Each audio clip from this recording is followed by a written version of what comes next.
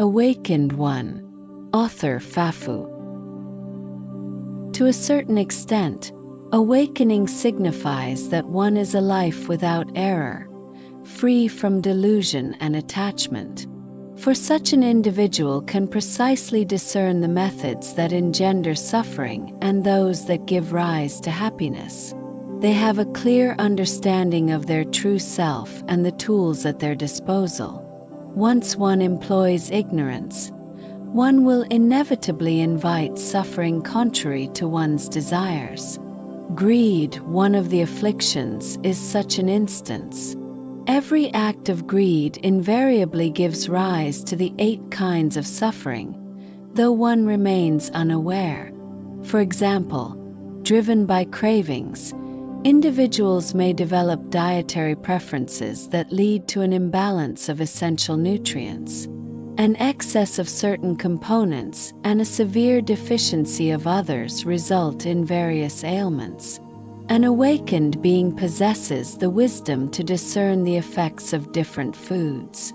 For instance, individuals become attached due to their craving for love. Once separated, they become despondent and, in severe cases, may even contemplate suicide, overwhelmed by the agony of separation and the suffering of unfulfilled desires.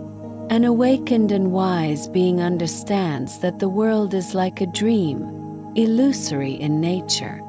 All phenomena arise from the coming together of causes and conditions and cease when these conditions disperse. To perpetuate this illusion, one should actively cultivate causes and conditions, foster connections, and let go of attachment.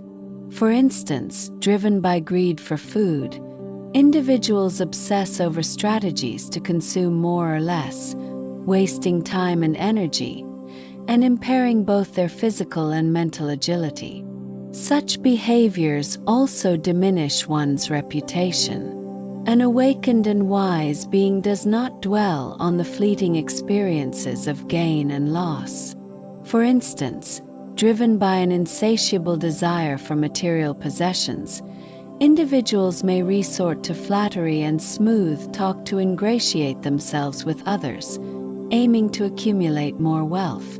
An awakened and wise being, however, deeply understands the inverse relationship between greed and gain, and thus remains steadfast in their original aspiration, unperturbed by worldly afflictions.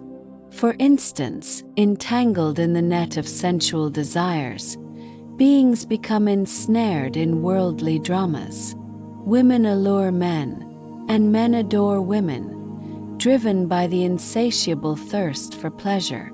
Love, hate, and enmity intertwine, perpetuating the cycle of birth and death.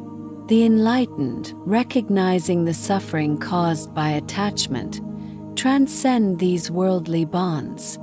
For instance, ensnared by indolence, one squanders precious time and misses the fleeting moments of life.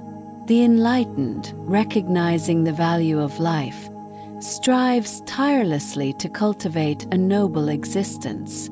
For instance, driven by greed, one becomes callous, disregarding kinship and gratitude. Cunning and self-serving, such a person is shunned by all. In contrast, the awakened one, endowed with wisdom, bestows kindness upon others, thereby gaining the hearts of many. For instance, just as the emperor in The Emperor's New Clothes was naked yet believed himself to be adorned in magnificent robes, so too do people, blinded by flattery, fall into delusion. Once ensnared by the pursuit of praise and lost in the echo chamber of adulation, they become intoxicated with their own perceived greatness, oblivious to the dangers lurking beneath.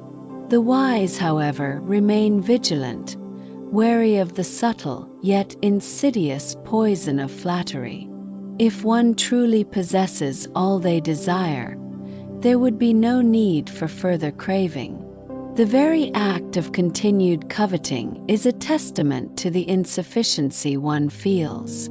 The satisfaction people experience is a fleeting illusion, yet the suffering it engenders is all too real.